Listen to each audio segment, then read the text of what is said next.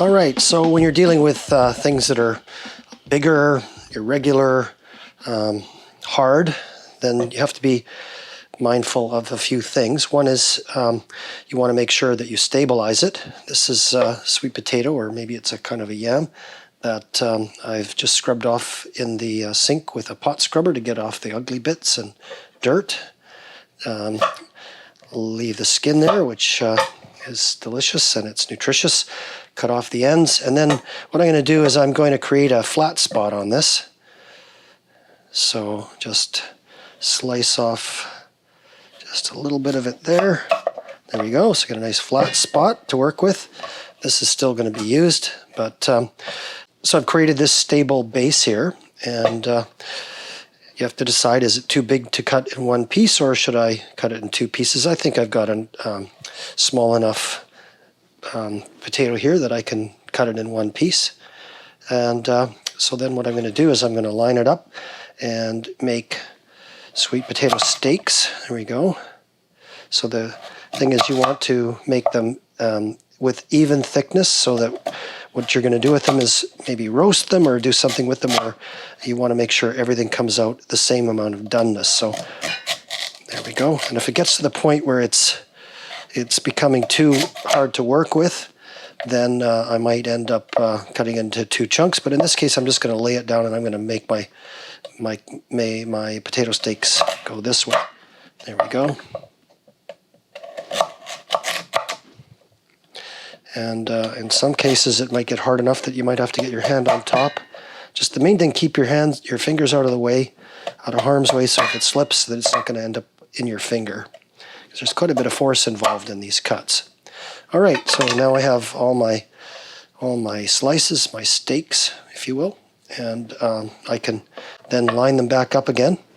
And in this case, what am I going to do with them? I'm maybe going to make say a baked kind of a yam French fry. And so then I'm going to go down like this.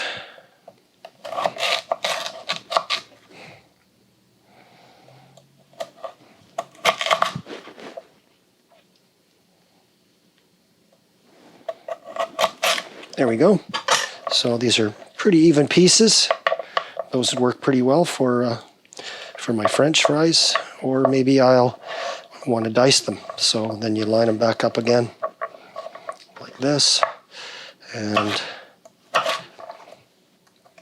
this way they could be put into maybe a breakfast scramble or something like that. But they would bake nicely as well. Roasted vegetables are one of my favorite things in the fall. It's a great way to use seasonal vegetables, use a combination of different root vegetables, and so sweet potato, maybe potato, some butternut squash, or acorn squash, like one of the more firm, sweeter squashes, and then carrot and parsnip, maybe some onion. Those are all things that are great to use as a seasonal roasted vegetable medley. Wonderful thing to make this time of year. This one, I think I can just go with cuts like that. They're a little bit of a different shape, but the overall thickness is going to be similar to what I just did here, and I can go back and I can recut them again if I want. So the main thing is be mindful of the overall thickness of each cut, so that you're going to be dealing with uniform pieces. These longer ones, think maybe these are okay as is, but these longer ones I might want to lay down and just give a quick chop. Just roughly get through the middle of those ones, maybe like for any rogues that are out there that are a little bit longer than the rest, to keep them all pretty even. These are probably pretty close, just like they are. There we go. So now I've got all these nice sweet potatoes ready to go into the oven. This one I won't waste. It'll end up being a little bit overcooked maybe when it gets roasted, but that's okay. A few little bits that are nicely caramelized and a little bit crispy are okay to be in the mix. All right, so it's that time of year again where we have an abundance of beautiful squash, and they are truly one of my favorites. I love squash. I grow them in my garden. This one isn't from my garden, but it's a locally grown beautiful acorn squash. They're just like a work of art. I love to spend a little time just admiring the squash because it really is, it's so beautiful. Well, there are some versions of squash, they call them gourds, that are grown because they're so beautiful that they don't even care that they're inedible because they're just these beautiful things. They're like a living sculpture. Anyway, this is a beautiful squash. It's got some nice orange on it. But the problem with squash is they are a bit intimidating for people. To break down a squash like this and use it, it's something that does require a certain amount of strength, I guess, but it's mostly technique. And in this case, I don't want to do the old-fashioned thing with the squash where you just simply, you take off the stem, you cut it in half, you take the seeds out, and you put brown sugar and butter in. I mean, that's nice. Once in a while, that's okay. But I far prefer, because I like to use squash over and over and over again when they're in season and through the whole winter. I usually have enough for my garden in my garage for the winter that I have a whole year's supply of squash.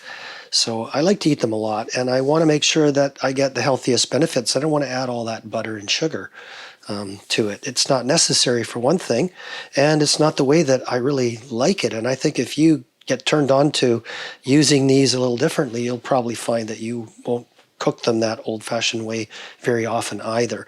But it does take a bit of work, so let's get at it. First thing to do is cut off the stem. There we go. And make sure that it's always safety first. These are hard. They're firm because they're a squash that's got a bit of starch in it, and it has some body to it. So it does take some strength to get through it, but it's mostly technique. So once you got the stem off, you want to cut it in half.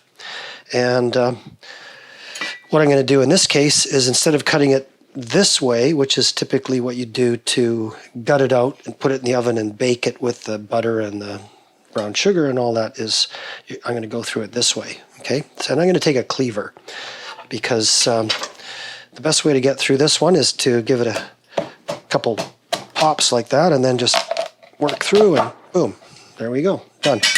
So inside you got all your seeds, and those, you may be tempted to plant those, but I have learned the hard way that if you think you're saving money by planting those seeds, they'll grow, but the problem is you'll get one. Well, this one's from a store, so this is kind of not what I'm getting at. The idea is if you plant this, because this is from a commercial farm where they're growing acorn squash, presumably this is the seed from just an acorn squash, but bees, they aren't told to stay over this one plant. So what bees do is they go from one flower to another pollinating, and there's a good chance that this seed inside this purebred, I call it a purebred acorn squash, has been cross-pollinated with another squash, and who knows what it is, maybe a zucchini, maybe a watermelon, who knows what it is, maybe a spaghetti squash. And then when I plant this in my garden, thinking I'm saving money by not buying seeds from a seed company where they're creating seeds as a product. So they're really careful that there's no cross-pollination in their seeds.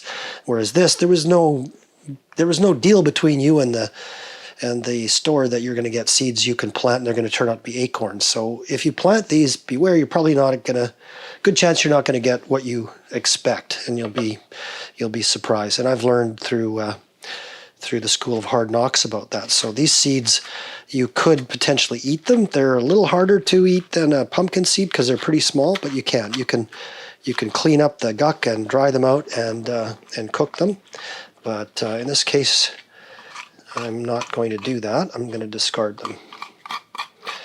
You can discard them in your compost, but be aware that they will become weeds in your garden. And again, I've learned that if a weed comes up that you realize is not a weed, but it's a squash, it's still a weed when you didn't plant it, because it will be who knows what.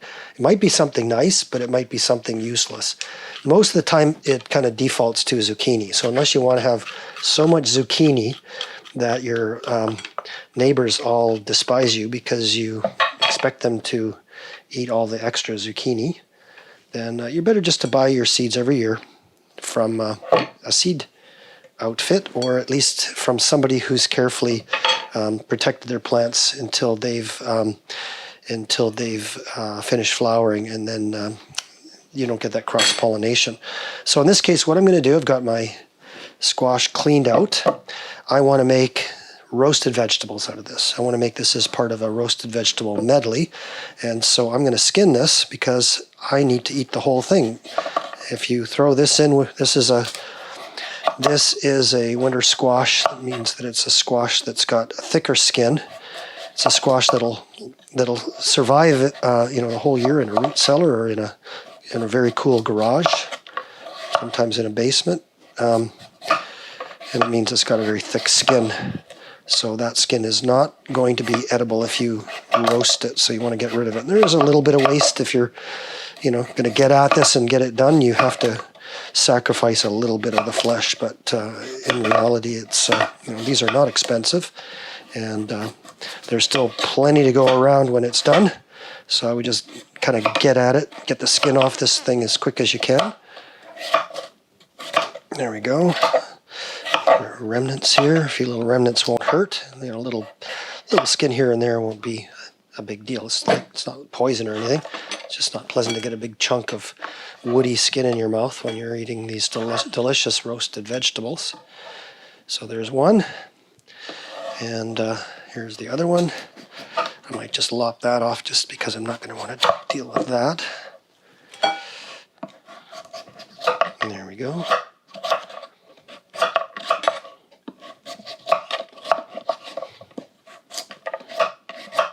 Safety first, but you got to be, you got to put a little muscle into this to make it work.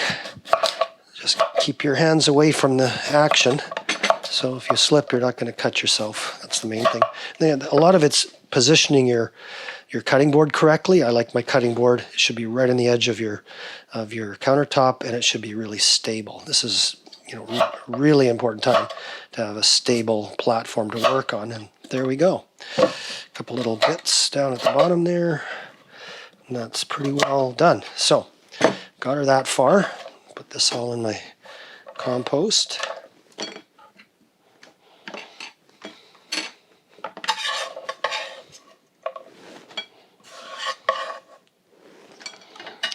Good. Now, the goal here is to make flat pieces that I can then have control over the size of the final product. So I'll just cut it until it looks like I can do that. Just keep dividing it down, dividing it down, dividing it down. There we go. Maybe one more time. Actually, no, I'm going to cut this one here and then go through like this. So now I'm starting to eyeball how big I want my chunks to be, because when this goes in the oven, they need to be pretty uniform size to be able to cook equally. Ooh, there's a bit of skin I want to get rid of. Okay.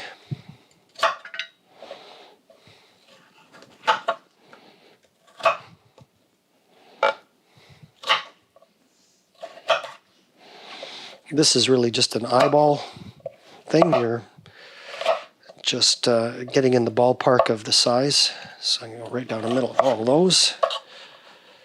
Let's go right down the middle of that one, and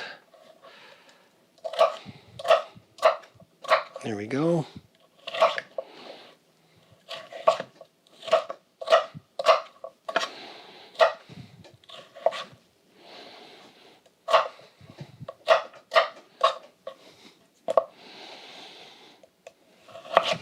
Okay. And if you see one that's just, that's maybe a bit big, a bit thick, just give it another chop. In the end, you don't want a mouthful of raw squash when you've roasted your vegetables to perfection. There's a few vegetables that are not great raw. I would say on the top of my list is eggplant. It's kind of gross when it's not fully cooked. Another one is squash. Some squashes are not bad. Like, for instance, sweet potato, they're really nice raw. I eat them raw quite often.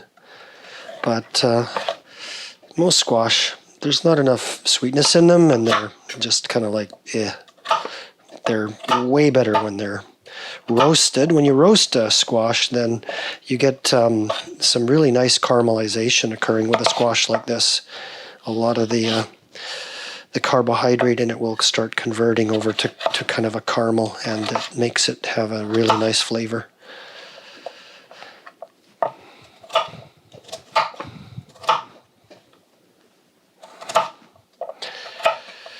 And you'd be surprised. You think of, squash we usually get with butter and brown sugar on it. At least when I was growing up, that was always the way it was.